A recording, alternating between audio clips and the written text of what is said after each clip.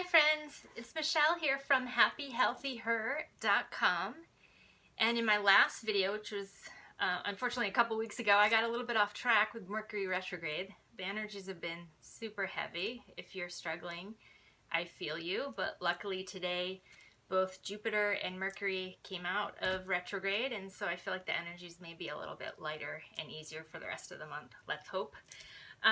But as you may remember in the last video, we talked about how I like to smudge myself daily with Palo Santo. And I do that here in my healing space. So today I wanted to talk to you specifically about setting up a healing space. And so I wanted to give you a little tour of my space and help you to maybe create your own.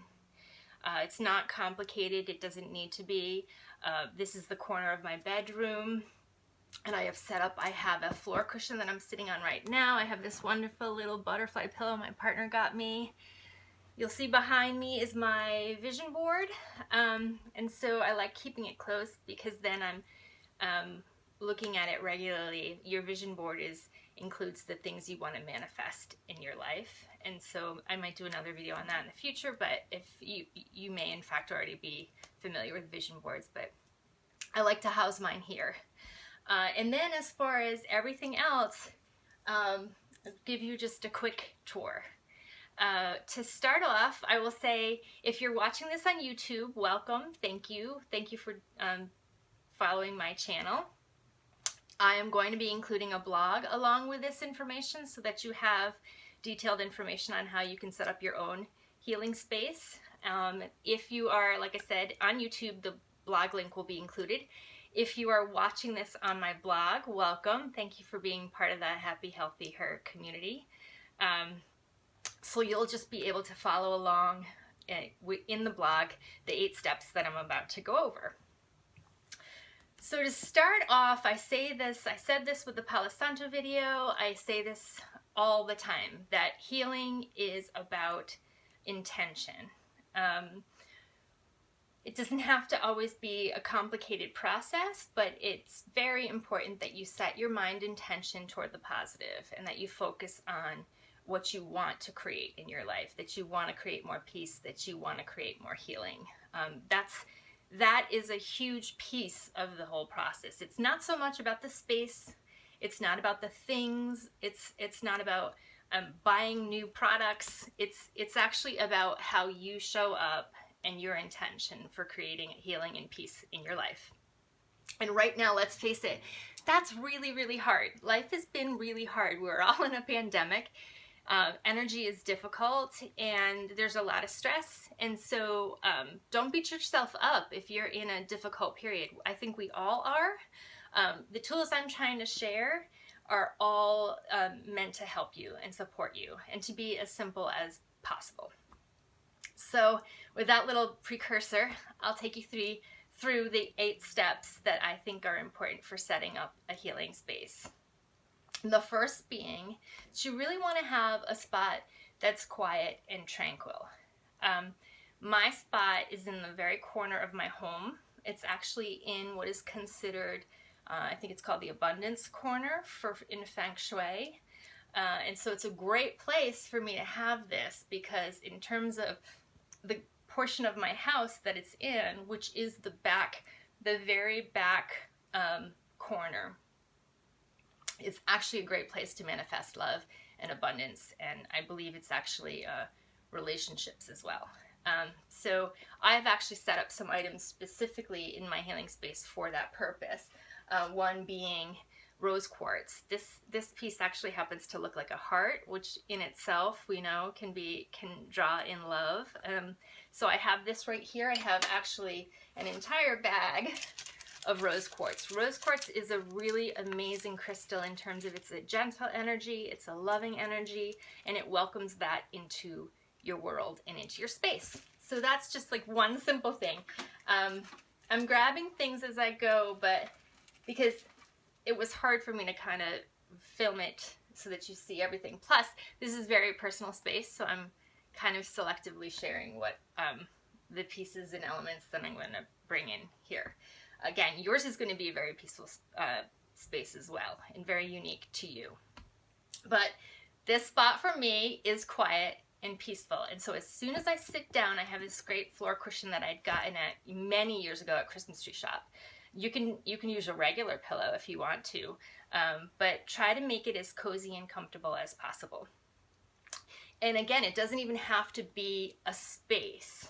Like when I talk about this in the blog, when I first set up a healing space after my divorce, I had moved into a very small townhouse, and all I really had for a designated space was a TV cart. And it was actually great. It was a turquoise, beautiful color. I love turquoise.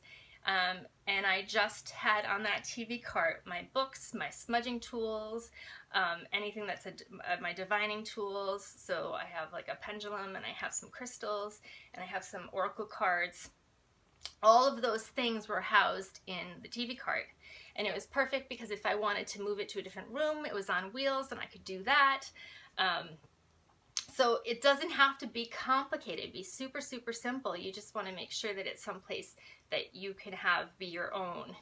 If it has to be in your shared family space, that's fine too, as long as you are in setting an intention that that's going to be your quiet spot, then that's really all you need. But so that actually brings me to number 2 of our steps and tips, is to start simple with your healing space. If it's just a cart for you, then it's a cart for you. If it's an end table, it could be a shelf where you house some of the things that are important to you. Again, it doesn't have to be complicated. It just has to be your own. The third step is that you make it cozy. So that's why I just stressed about the pillows, and that it's someplace that when I sit here, I feel better. That in itself, just sitting down in this space, helps me to feel better and feel at ease and have a peace. Number 4 on my tips is that you want to support your senses. Now, our senses are actually really powerful in how we live. They're how we interact with the world. So they make a big a big bit of difference to how you feel. So supporting those senses is really important. Now, we talked about cozy. You support the sense of touch by having soft fabrics. You can have a blanket. You could even have like slippers that you put on, designated slippers that you put on every time you sit down in your space. It's just that you're supporting yourself. Other ways to support your senses are through the sense of smell. So of course, we talked about the Palo Santo smudging. Smudging yourself is about clearing your energy, but it also creates a wonderful smell that's very peaceful. I also have in my space candles. Most of them are unscented, but you don't have to have it be unscented. This is a Himalayan salt candle, and there's a tea light in there, and then I use this. I'm actually going to light it right now just because I feel like it. But I also have tea lights that are scented, and it just creates a different vibe to this space. In terms of scents as well, you could do essential oils. So my best friend actually gave me this. This is an essential oil that's like peppermint. It's very calming. You can put it on your temples if you're having any type of headache, or if you want to just relax.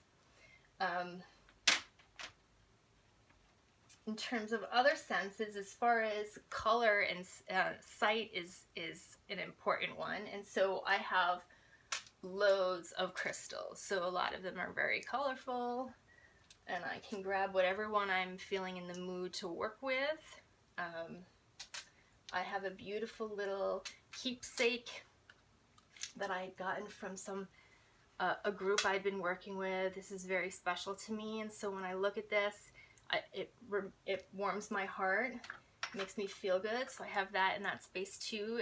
That supports me greatly. And if you wanted to bring in the senses in terms of taste, you could have peppermint tea, or I talk about cold brew coffee in my last blog post. I love coffee, so even if you make this part of your morning routine, you could have your coffee as part of your whole routine. whatever feels good to you. But again, the senses really do support you, so try to enhance those. The fifth item for your healing space is items that spark joy. So I already talked about a few that worked for me. This entire space, now my last space was a TV cart. This actually happens to be an IKEA bookshelf, and there are 5 shelves. The top shelf, I have all keepsakes from my partner, dried roses that he had given me, cards that are meaningful, and so I just look at that space and I just immediately feel at ease and have love in my heart. The next space is just kind of, I have something that says simplify. It's just kind of remind me of one of my goals is to make life as easy and simple as possible.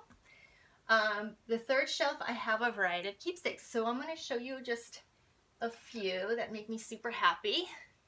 This is a little figurine that my best friend gave me. It says, "You are my shining star." And when I've been going through really tough times, I always look at this and I'm reminded that somebody really cares about me. It's really powerful to have things that spark joy around you because it does let you remember who you are and who loves you. Some of us get really down on ourselves. I know I do, and it's empowering to have tools that make me feel loved. I have also a flying pig that came from my best friend. We are into pigs, so that just makes me happy. It makes me smile. I have pictures of my cats. I have a little keepsake. It says, "Hang in there." It's a little angel cat. It looks very much like my former cat, Pip. After he passed, I was really struggling and I went into a store and this was there on one of the shelves and I was like, wow. If anyone had ever sent me a sign, it was my sign from my little cat. So I love to have that there to remind me of him and our connection. Those are just a few things, but that's why I say you can make this, your space can be a shelf or an end table, because it's great to have meaningful items that you can look at that are going to spark that joy in you. The sixth item that's great for a healing space is nature. Nature, of course, is naturally healing. We are made from nature. We are one with nature. So bringing in elements of nature are naturally supportive. So I've shown you already, I have a ton of crystals on this shelf. I have my Palo Santo wood, which is of course natural. I have a feather that a friend had given me, which is great energy. It supports the air element. I also have fire, as we've seen with my candles. So these are all natural elements and they all are very supportive. The seventh thing for your healing space is to add in ritual or routine tied into your space. So this is, you've already seen one of my rituals, and that is the smudging of the Palo Santo. So that is most of the time when I'm sitting in this space, that's what I start off doing, is smudging my energy. And then I have a series of things I've started to do. Like this, for example, is a daily affirmations calendar that's housed on the bottom shelf. And it's something I got from Hay House. It was a Louise Hay before she passed.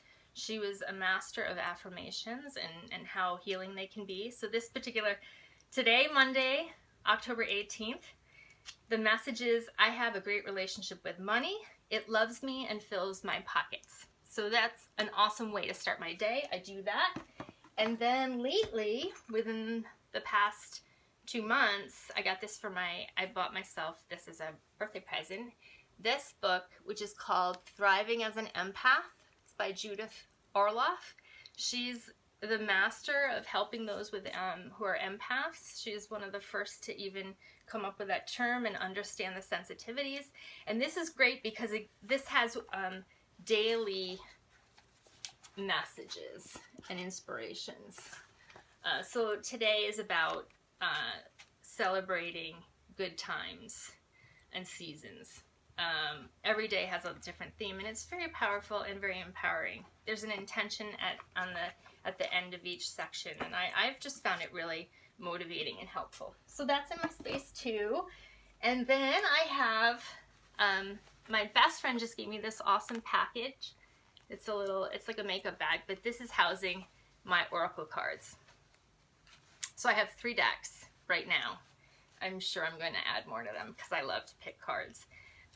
But oftentimes what I will do is I will sit down in this space and I will pick from my cards. So these are my medicine cards. I love them. What I do is just ask the universe, what do I need to know today? And I do like I literally just, I don't even necessarily shuffle these, but you can see there's some that are popping out immediately. This one just popped right out.